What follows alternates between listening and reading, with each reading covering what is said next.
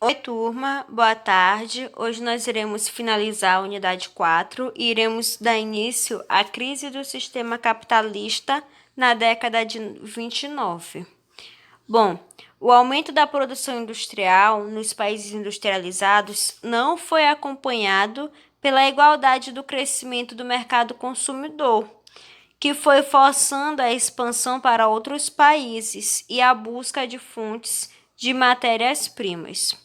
Assim, muitas empresas passaram por um processo de fusão para manter a capacidade produtiva e fazer frente à concorrência, e ao passo que outras acabaram falindo. Outra característica do capitalismo financeiro é a venda de ações de grandes empresas nas bolsas de valores, pela qual os pequenos investidores eles vão se tornar sócios anônimos pela essa sociedade, que é a Sociedade por Ações, que é chamada de SA. Embora a maior parte das ações elas permaneça concentrada nas mãos de um setor majoritário, que pode ser uma pessoa, um banco ou uma holding, que é um grupo que detém a maior parte das ações e vai administrar as empresas sob seu controle. Só que é a partir da crise de 1929 que ela vai ser ocasionada pelo excesso de produção industrial e agrícola e pela ausência de mercado consumidor, ou seja, tem grande produção e escassez de pessoas para consumir, e vai ser capaz de absorver essa grande oferta de produtos por causa dos baixos preços e também por conta dos baixos salários que vão ser pagos para os trabalhadores, e a falta também de uma política de exportação, bem como a grande especulação financeira, que vai levar à quebra da Bolsa de Valores de Nova York. E essa falência de indústrias e dos bancos vai aumentar as taxas de emprego nessa época. Só que nesse contexto todo vai surgir uma nova política que se chama keynesianismo, que vai ser desenvolvido por John Keynes, que nasceu em 1883 e falece em 1946. Ele defendia a maior participação do Estado na economia através de um planejamento para que cada setor produtivo e de investimento em obras públicas, visando assim reduzir o desemprego e reestruturar a economia do país. E com isso vai ser constituído o Estado de Bem-Estar Social, o qual procurava garantir as necessidades básicas da sociedade, como tanto nas áreas de saúde, de educação, previdência social, que é a aposentadoria, e também habitação, transporte, entre outros. Nesse grande cenário, vai haver algumas transformações, principalmente no final do século XX, que vai ser que somente a partir da década de 70, o papel do Estado ele foi severamente criticado em razão de sua interferência no desenvolvimento do capitalismo e da maior necessidade de aumentar os impostos para manter assim o bem-estar da sociedade, o que vai provocar um grande déficit, tanto público e elevada dívida externa dos países desenvolvidos.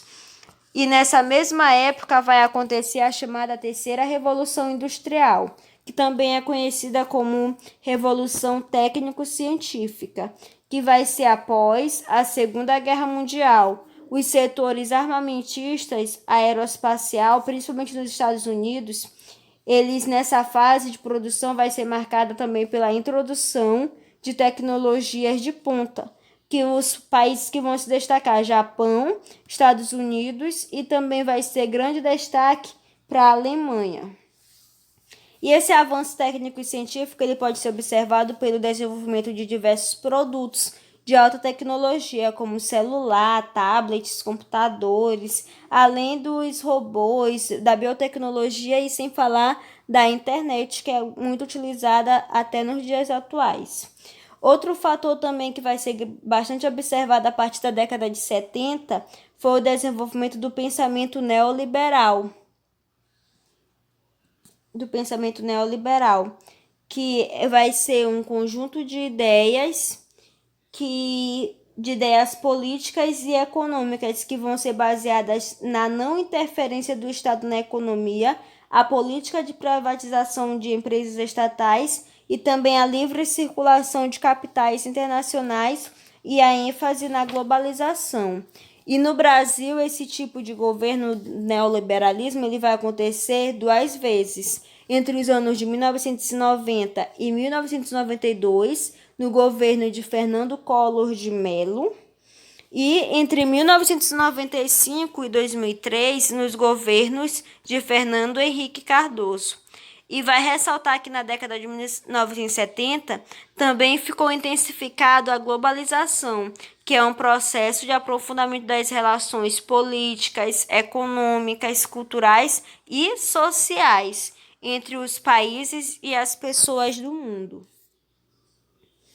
Em relação à concentração do capital, a partir do final do século XIX e do início do século XX, as grandes empresas elas começaram a se organizar para aumentar o acúmulo de capital e as atividades produtivas.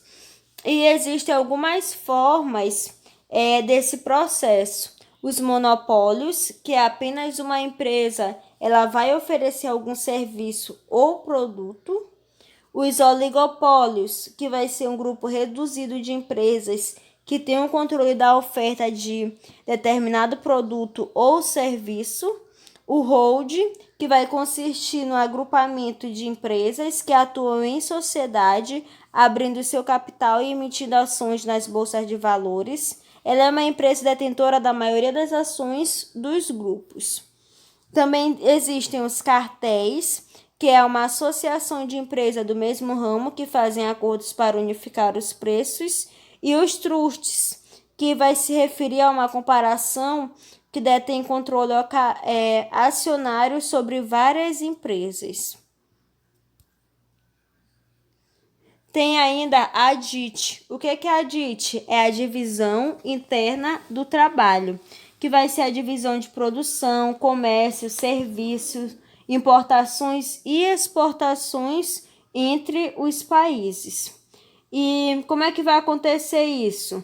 Para atrair esses investimentos e dinamizar as economias, os países em desenvolvimento eles vão oferecer alguns benefícios, como, por exemplo, a isenção de impostos, grande quantidade de mão de obra e leis mais flexíveis, leis menos severas.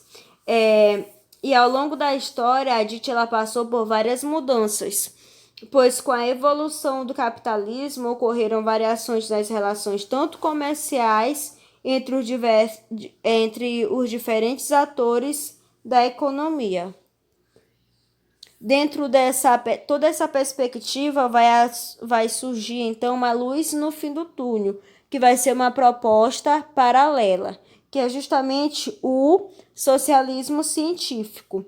E um desses estudos foi a obra de Karl Marx e Friedrich Engels, conhecida como o socialismo científico. Agora aqui, algumas características principais do socialismo científico, que são os meios de produção, que eles devem ser socializados, pois as estruturas produtivas são de propriedade da sociedade e gerenciados pelo Estado. A sociedade sem divisão de classe, que os meios de produção são a sociedade, só existem os proletários. Quem são os proletários? São os trabalhadores. E a ideia desse conceito é melhorar a vida de todos. E também tem a economia, que ela vai ser planejada e controlada pelo Estado, que é responsável por regular a produção, o salário, os preços e também outros fatores. Ou seja, não há uma concorrência ou oscilação de preços, vai ser bem equilibrado.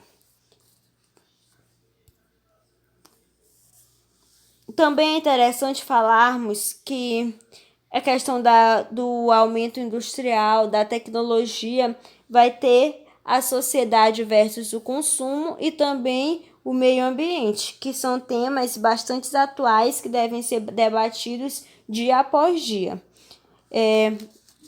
Entre os séculos 18 e 21, esse avanço ele se tornou bem mais significativo, como consequência do crescimento populacional. Haja vista que a população mundial ela saltou de 500 milhões para 7,5 bilhões de habitantes. Então, quanto mais pessoas tem, maior consumo terá e também vai se ter impactos ambientais. E em relação ao excesso de consumo, maior do que aquilo que é necessário para a sobrevivência da humanidade, quando se tem um consumo exagerado, vai se transformar no consumismo, que vai levar à exploração demasiada tanto dos recursos naturais e vai interferir no equilíbrio do planeta e vai ter algumas consequências e próprios estudos revelam que a humanidade já consome mais do que o planeta consegue repor. E o consumo ele vai acabar intensificando a produção de lixo, a poluição da água, do ar e também dos solos. E o desmatamento, além de causar muitos outros problemas, também o desmatamento, que além de causar muitos outros problemas ambientais, também causam a questão da respiração, pela questão de fumaças, poeiras, fuligem e entre outros que acabam afetando os órgãos respiratórios. Então, tudo isso tem que ser debatido para que haja uma reflexão, uma sensibilização e que tenha mais cuidado com o próprio meio ambiente. E no lixo vai ser produzido pela humanidade resíduos. Alguns deles são plástico, vidro, alumínio, papel, borracha e entre outros. E a produção desse lixo na atualidade, ela provoca muitos impactos socioambientais, o que vai fazer necessário repensar a necessidade de consumirmos mais do que precisamos. Então, nós temos que pensar bastante em relação àquilo que estamos precisando e àquilo que queremos e dar prioridade principalmente àquilo que realmente estamos necessitando para não ocasionar em danos ambientais, em questão de desperdício, gerando lixos e prejudicando o meio ambiente. Essa foi a finalização da unidade 4. Espero que vocês entendam e bons estudos. Vou deixar uma atividade no portal para vocês.